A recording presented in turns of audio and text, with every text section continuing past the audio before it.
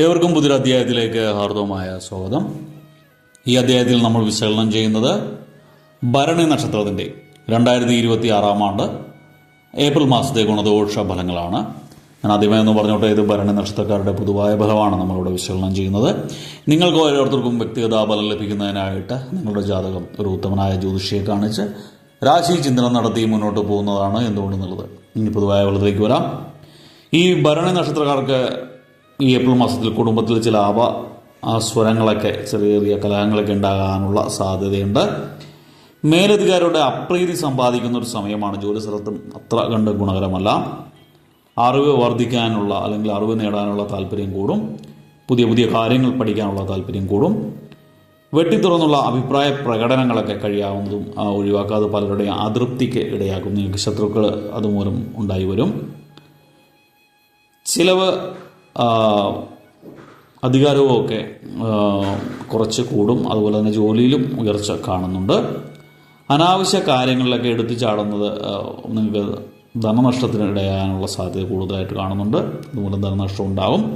കുടുംബത്തിലെ മംഗളകർമ്മങ്ങൾ നടക്കാനുള്ള ഇട കാണുന്നുണ്ട്. അതുപോലെ ഭാഗ്യ നക്ഷത്രങ്ങളുടെയൊക്കെ സ്ഥിതി അനുകൂലമായതിനാൽ കർമ്മരംഗത്തൊക്കെ ഗുണകരമായ പല മാറ്റങ്ങളും നിങ്ങൾക്ക് തീർച്ചയായിട്ടും ദർശനമാകും. നിങ്ങൾ ചതിയിൽപ്പെടാതിരിക്കാൻ ശ്രദ്ധിക്കേണ്ട സമയമാണ്. അതുപോലെ തന്നെ ഭാഗ്യപരീക്ഷണങ്ങൾക്ക് അവസരം കൊടുക്കുകയും ചെയ്യരുത്. അറിവില്ലാത്ത കാര്യങ്ങളിലൊക്കെ അഭിപ്രായം പറയുന്നത് കഴിയാവുന്ന ഒന്ന് ഒഴിവാക്കുക. മുൻകോപം നിയന്ത്രിച്ചില്ല എങ്കിൽ പലവിധ ബുദ്ധിമുട്ടുകളെയും നിങ്ങൾ അഭിമുഖീകരിക്കേണ്ടതായിട്ടൊക്കെ വരും. ഈ സമയത്ത് ഇഷ്ടജനങ്ങളുടെ വേർപാട് നിങ്ങൾക്ക് കടുത്ത മനോദുഃഖം ഉണ്ടാക്കും. ചില ബന്ധുക്കളുടെ പ്രശ്നങ്ങളിലൊക്കെ ഇടപെടുന്നത് മൂലം പണം നഷ്ടം അതുപോലെ തന്നെ മാനഹാനി ഒക്കെ ഉണ്ടാകുന്ന അവസരങ്ങൾ ഉണ്ടാകുന്നതാണ്. അതിൽ നിന്നൊക്കെ കഴിയാവുന്ന വിട്ടുനിൽക്കുക. നിങ്ങൾക്കൊരു നിരാശാബോധമൊക്കെ ഉണ്ടെങ്കിലും അത് നിങ്ങൾക്ക് മറ്റുള്ളവരുടെ മുമ്പിൽ പ്രകടിപ്പിക്കുകയൊന്നുമില്ല. നിങ്ങളത് മറച്ചു വെക്കും. നിങ്ങൾ മറ്റുള്ളവരുടെ മുമ്പിൽ സന്തോഷമൊക്കെ പ്രകടിപ്പിക്കുമെങ്കിലും നിങ്ങളുടെ മനസ്സിൽ ഒരു നിരാശാബോധം എപ്പോഴും നിലച്ചു നിൽക്കും. അനിഷ്ടമായ പല കാര്യങ്ങളിലും ഒരു മനസാക്ഷിക്ക് വിരുദ്ധമായിട്ടൊക്കെ പ്രവർത്തിക്കേണ്ട സാഹചര്യങ്ങൾ കാണുന്ന സമയമാണ്.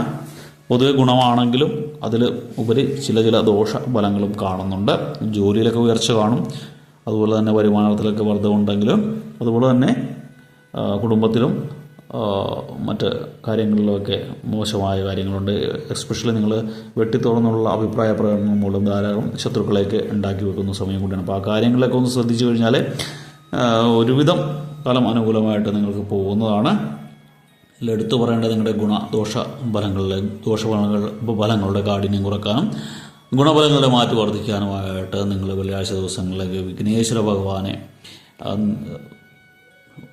പ്രീതിപ്പെടുത്തുന്നത് ഗുണകരമാണ്. വിഘ്നേശ്വര ക്ഷേത്രം ദർശിക്കുന്നത് വളരെ അത്യുത്തമമാണ്. അതുപോലെ തന്നെ ശനിയാഴ്ചയോ തിങ്കളാഴ്ചയോ ഒക്കെ ശിവക്ഷേത്രം ദർശിക്കുന്നതും വളരെ ഗുണകരമാണ്. യഥാവധി വഴിപാടൊക്കെ ചെയ്താൽ ശിവനാണെങ്കിൽ ജലധാര,